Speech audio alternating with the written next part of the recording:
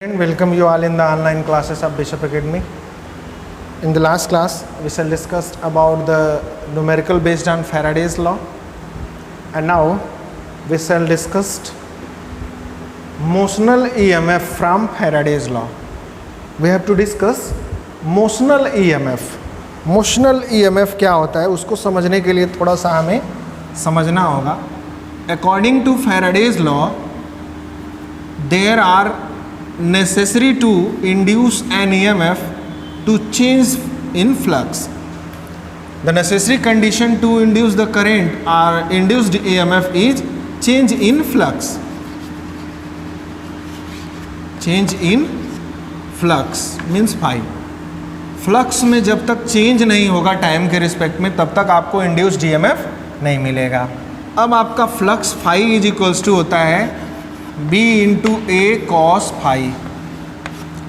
There are three parameters.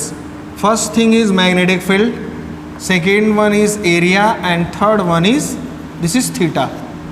Angle between magnetic field and area vector. This is theta. It's okay? Now, if any one of the three components, magnetic field, area, and angle will change causes change in flux. यानी कि ये जो तीन component है magnetic field, area और theta, इन तीनों में से कोई भी अगर एक चेंज होता है तो आपका फ्लक्स चेंज होगा, और जैसे ही फ्लक्स चेंज होगा तो आपको EMF मिलने लगेगा, इंड्यूस्ड EMF मिलना शुरू हो जाएगा. तो जनरली जो हम करते हैं, जनरली जहाँ तक मैक्सिमम जो इंड्यूस्ड EMF निकाला लिया जाता है वो थीटा को चेंज करके बदल करके हम इंड्यूस कराते हैं. लेकिन यहाँ पर हमें पढ़ना है मोशनल EMF. मोशनल EMF में क्या करते हैं हम, एरिया को चेंज करके, मैग्नेटिक फील्ड कांस्टेंट रहेगा, थीटा भी कांस्टेंट रहेगा, एरिया को चेंज करेंगे तो फ्लक्स चेंज होगा, और फ्लक्स चेंज होगा तो इंड्यूस्ड EMF हमें मिलेगा. तो देखते हैं कैसे हमें जो है एरिया को कैसे चेंज करके हम जो है फ्लक्स को चेंज करते हैं, और फ्लक्स चेंज होता है तो हमारे पास जो है मैग्नेटिक फील्ड मिलता है. तो यहाँ पर ये जो लिखा हुआ है इस वर्ड को हम इस फिगर में एक्सप्लेन कर रहे हैं. We have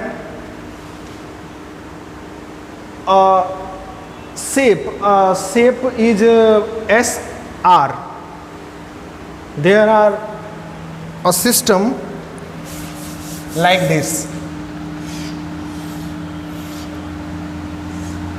There is a system like this. Here it is R and this is S. Sorry, this is R and this is S. Now, a movable frictionless arm PQ. यहाँ देखिए, ये है आपका R, ये S, इसकी पूरी length L है, और एक मूवेबल आर्म है PQ. यहाँ P और ये Q, ये जो है इस पर मूव कर सकता है, इधर उधर आ जा सकता है. जैसे यहाँ पर ये मैंने चौक जो है रखा, ये जो है इस तरह से मूव कर सकता है, इधर उधर आ जा सकता है. It's okay.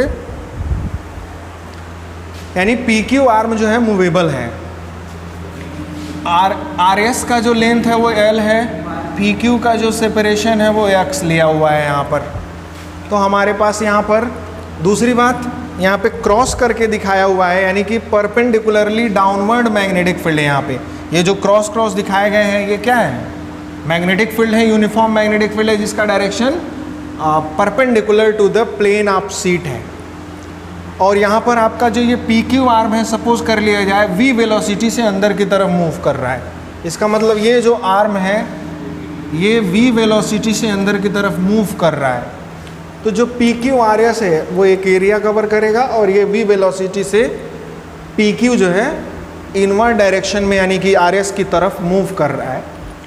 तो होगा क्या, जो स्टेटमेंट है उस फिगर का वो सारा प्रीवियस पेज पर लिखा हुआ है, ठीक है, वहाँ से आप उसको नोट कर लेंगे.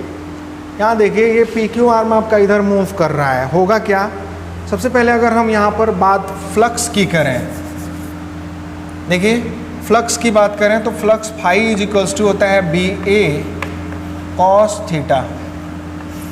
चलिए B मान लिया जाए यूनिफॉर्म है, B है आपका एरिया भी ए मान लिया जाए।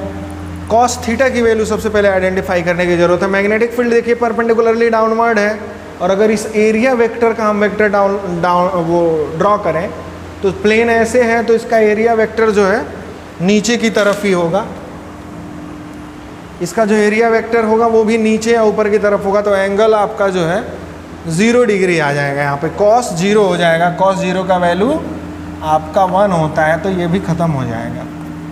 अब ये आ गया flux phi is equals to B into A, ठीक है। अगर एरिया की बात करें तो इसका एरिया जो होगा लेंथ है और ये ब्रीथ है, तो लेंथ इंटू ब्रीथ होता है एल इंटू एक्स हो जाएगा, ठीक है। इसका एरिया क्या आ जाएगा, बी एरिया की जगह हम रख देंगे एल इंटू एक्स, जैसा कि यहाँ पे लिखा हुआ है। अब फैराडेज लॉ के अकॉर्डिंग, फैराडे के सेकेंड लॉ के अकॉर्डिंग क्या होता है, induced EMF E is equals to होता है d phi by d t, या यूँ कहें change in flux upon time minus d phi by d t. अब जो है यहाँ पर अगर इसको हम सॉल्व करें तो माइनस डी फाई की जगह हम लिख सकते हैं B into L into X, देखिए B into L into X upon D T.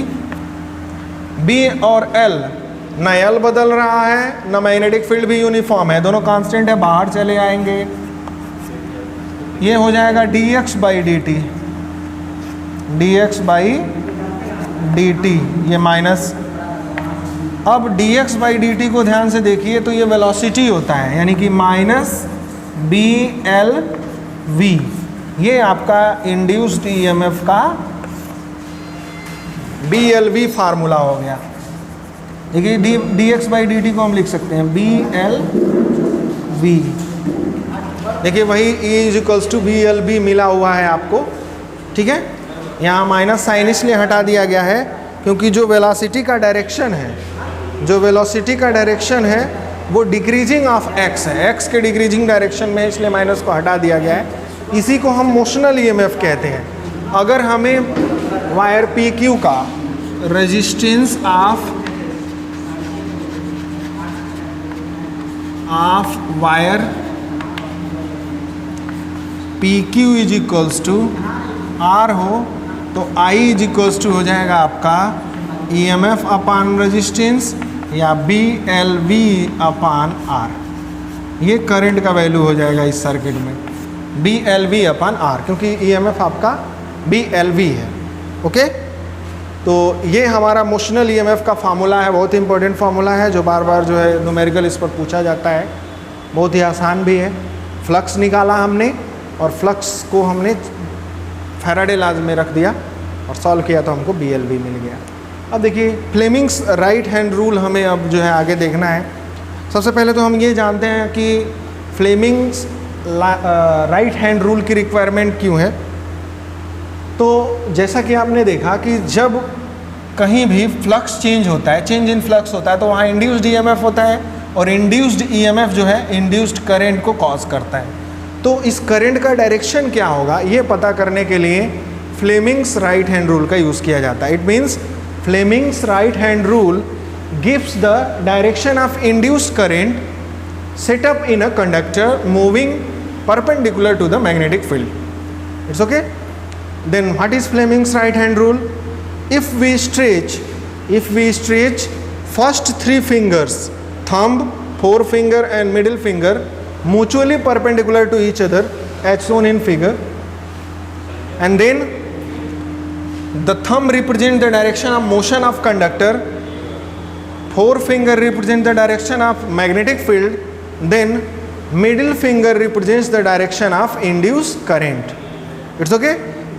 For example, if there is a conductor AB and it is motion in upward direction and the direction of magnetic field is north to south, then according to right hand thumb rule, the direction of magnetic field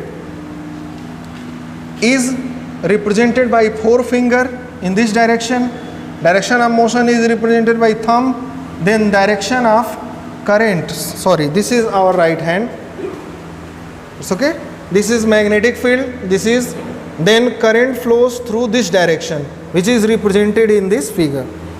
इसका मतलब कि right hand thumb rule से आप जो है induced current का direction पता कर सकते हैं। It's okay. अब जो है एक टॉपिक आता है आपका, अभी हम यहाँ पर देख रहे थे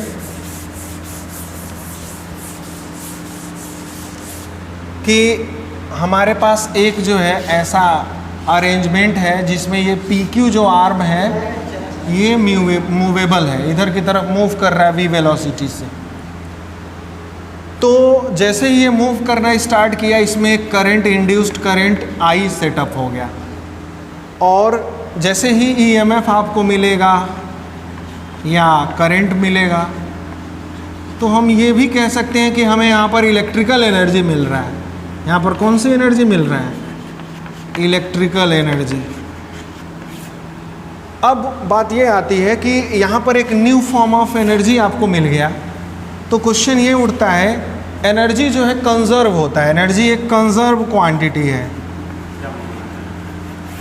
तो यहाँ पर कौन सी एनर्जी यूटिलाइज हुई जो कि कंजर्व हो गई या कन्वर्ट हो गई दूसरे फॉर्म ऑफ एनर्जी में?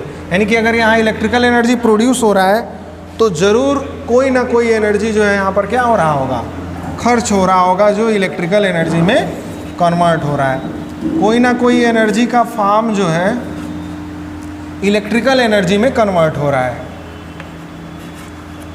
अगर इलेक्ट्रिकल एनर्जी बिना किसी एनर्जी के कन्वर्जन की वजह से मिल जा रहा है, तो वो एनर्जी जो है यानी कि law of conservation of energy को फिर फॉलो नहीं करेगा। इसका मतलब कोई ना कोई एनर्जी यहाँ पर खर्च हो रहा है जो कि इलेक्ट्रिकल एनर्जी में कन्वर्ट हो रहा है। तो उसी के प्रूफ के लिए हम यहाँ पर लॉरेंट्ज़ फोर्स का हम हेल्प लेते हैं। लॉरेंट्ज़ फोर्स आप देखे होंगे, पढ़े भी हैं, लास्ट चैप्टर 4 में पढ़े हैं Lorentz force. IBL sine theta, F is होता है IBL साइन थीटा। यहाँ पर जो मैग्नेटिक फील्ड और करंट के बीच एंगल है वो 90 डिग्री है, इसलिए 90 डिग्री वैल्यू रख दिया गया है। I का वैल्यू आपका जो है, देखिए करंट का वैल्यू BLV/R अभी हम लोग निकाले थे, BLV, ये हमने EMF का वैल्यू निकाला था, तो करंट का वैल्यू इसी में R से डिवाइड कर दोगे तो आ जाएगा। तो हमने करंट की जगह BLV/R रख दिया। लेंथ आपका ऑलरेडी है, ये B है, तो ये हो जाएगा आपका B into B, B² L² V/R। ये हमारे पास फोर्स का वैल्यू आ गया। अब ये बोल रहा है this is the force acts in the outward direction opposite to the velocity of arm. आपको पता है मैग्नेटिक फील्ड में अगर किसी वायर में करंट फ्लो हो रहा है, समझिए यहाँ पर मैग्नेटिक फील्ड है ही, और इस वायर में अगर करंट फ्लो हो रहा है तो इस पर एक फोर्स लगेगा जिसका डायरेक्शन बाहर की तरफ होगा F। इसका मतलब कि इस वायर, अगर ये वायर अंदर की तरफ मूव कर रहा है v वेलोसिटी से, तो इस पर एक फोर्स लग रहा है जिसको हम लॉरेंट्ज़ फोर्स कहते हैं। वो लॉरेंट्ज़ फोर्स इसको बाहर की तरफ धक्का दे रहा है, ठीक। और जो फोर्स यहाँ पे लग रहा है उसकी वजह से जो पावर डिलीवर हो रहा है, पावर इज इक्वल्स टू होता है फोर्स इंटू वेलोसिटी। तो force is equals to BL² V/R है, इंटू वेलोसिटी से मल्टीप्लाई करोगे तो वेलोसिटी²/R हो जाएगा, ठीक है। ये हमारा पावर जो है यहाँ पर खर्च हो रहा है। यानी कि अगर v वेलोसिटी से आपका कोई वायर अंदर की तरफ मूव कर रहा है तो उस पर करंट जो इंड्यूस हो रहा है, क्योंकि करंट जब इंड्यूस होगा तो तुरंत मैग्नेटिक फोर्स लगने लगेगा जिसको लॉरेंट्ज़ फोर्स कहते हैं, और जो पावर यहाँ पर डिलीवर होगा वो B² L² V²/R है, ठीक है। इतना पावर जो है बाहर की तरफ लग रहा है, ठीक, जो करंट इंड्यूस हो रहा है उसकी वजह से। अब हम देख लेते हैं कि क्या इस वेलोसिटी से जब ये मूव कर रहा है तो जो यहाँ इलेक्ट्रिकल एनर्जी मिल रही है, अगर यहाँ पर भी पावर डेसिपेशन उतना ही रहा तो जितना पावर यहाँ पर एक्स्ट्रा बाहर की तरफ लग रहा है उतना ही अंदर की तरफ भी लग रहा है। तो इसका मतलब दोनों जगह जो इलेक्ट्रिकल एनर्जीज़ हैं, यानी कि दोनों तरह की एनर्जी, जो मैकेनिकल एनर्जी यानी कि जो इस वायर को धक्का देने में एनर्जी हम लगा रहे हैं, क्योंकि वायर अपने आप तो इधर जाएगा नहीं, इसको जो धक्का देने में हम एनर्जी लगा रहे हैं यानी कि मैकेनिकल एनर्जी जो लगा रहे हैं, उतनी ही इलेक्ट्रिकल एनर्जी आपकी प्रोड्यूस हो रही है। तो इसका मतलब कि दूसरी तरफ देखिए power dissipated due two joule loss, यानी कि जब हम करंट प्रोड्यूस होगा इसमें तो करंट की वजह से जो पावर होता है वो I² R होता है। आई की वैल्यू है BLV upon R into R, whole square हो जाएगा इसका। तो जैसे ही आई की जगह ये रखेंगे हो जाएगा BL square V square upon R। इसका मतलब ये है कि जो PJ है, जूल लॉस की वजह से जो एनर्जी है वो मैकेनिकल एनर्जी के इक्वल है।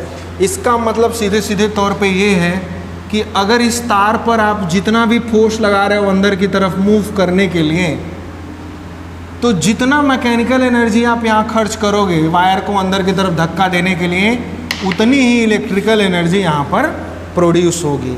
इट मीन्स जो यहाँ पर मोशनल EMF में, या यूँ कहा जाए कि जो इंड्यूस्ड EMF या इंड्यूस करंट मिल रहा है, इसमें जो इलेक्ट्रिकल एनर्जी जनरेट हो रही है वो इतनी ही इलेक्ट्रिकल एनर्जी जनरेट होगी जितनी मैकेनिकल एनर्जी उसमें खर्च होगी, या जितना मैकेनिकल फोर्स उस पर लगाया जाएगा। It's okay. यानी कि जितना मैकेनिकल एनर्जी आप इस वायर को मूव कराने में खर्च करोगे उतनी ही इलेक्ट्रिकल एनर्जी आपको मिलेगी। इसका मतलब जो इलेक्ट्रिकल एनर्जी मिल रहा है वो फ्री का नहीं मिल रहा है, जितनी मैकेनिकल एनर्जी का लॉस हो रहा है उतना ही इलेक्ट्रिकल एनर्जी का प्रोडक्शन हो रहा है। ये आपका प्रूफ यही शो कर रहा है। It's okay. आगे एक क्वेश्चन है छोटा सा, देखते हैं, इसी पर बेस्ड है। लिखा हुआ है an aircraft with a wing span of 40 metre, यानी लेंथ जो है L की वैल्यू 40 मीटर दे रखा है, ठीक है। स्पीड दे रखा है, वेलोसिटी जो है 1080 km/h है, kmph, ठीक है। इसको मीटर पर सेकेंड में चेंज कर लेते हैं। मीटर पर सेकेंड में चेंज करेंगे 1080 किससे मल्टीप्लाई करेंगे इसमें, 5/18 से।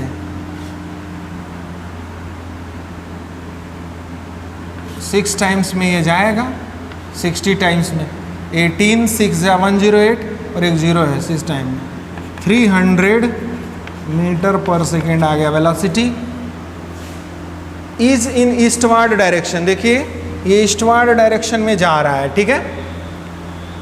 एट कांस्टेंट एल्टीट्यूड, यानी ऊंचाई एक बराबर है, एक बराबर ऊंचाई पर उड़ रहा है, ये नहीं ऊपर नीचे उड़ रहा है। In northern hemisphere where vertical component of earth, magnetic vertical component of earth is 1.75 into 10⁻⁻5 tesla. Find the EMF develops. देखिए पहली चीज़, हमने अभी जो फार्मूला जनरेट किया है इंड्यूस्ड EMF का, वो था BLV। यहाँ कंडीशन क्या है कि जो मैग्नेटिक फील्ड है वो लेंथ के परपेंडिकुलर होना चाहिए, यानी कि अगर लेंथ ऐसे है तो मैग्नेटिक फील्ड ऐसे होना चाहिए, नहीं ऐसे, दोनों एक डायरेक्शन में नहीं होना चाहिए। तो B का वैल्यू जो है हम सब्स्टिट्यूट करें, पुट करें, B का वैल्यू है हमारे पास। तो देखिए यहाँ पर जो मैग्नेटिक फील्ड है वो वर्टिकल है और लेंथ आपका जो है विंग का इधर की तरफ है, तो ये परपेंडिकुलर ऑलरेडी है ही, इसको जो मैनिपुलेट नहीं करना है। B का वैल्यू है आपका ये 1.75 इंटू 10⁻⁻5 टेस्ला। लेंथ है 40 मीटर और स्पीड है 300। मल्टीप्लाई किया जाए तो 4 3 12, मल्टीप्लाई कर लेंगे आप लोग इसको। इसका जो आंसर आएगा वो मैं बता दे रहा हूँ आपको, 0.21 वोल्ट आएगा। मैंने कॉन्सेप्ट बता दिया, बस मल्टीप्लाई करना है आपको, आंसर आ जाएगा EMF 0.21 volt. It's okay, thank you. And you have to solve numerical based on the same topic.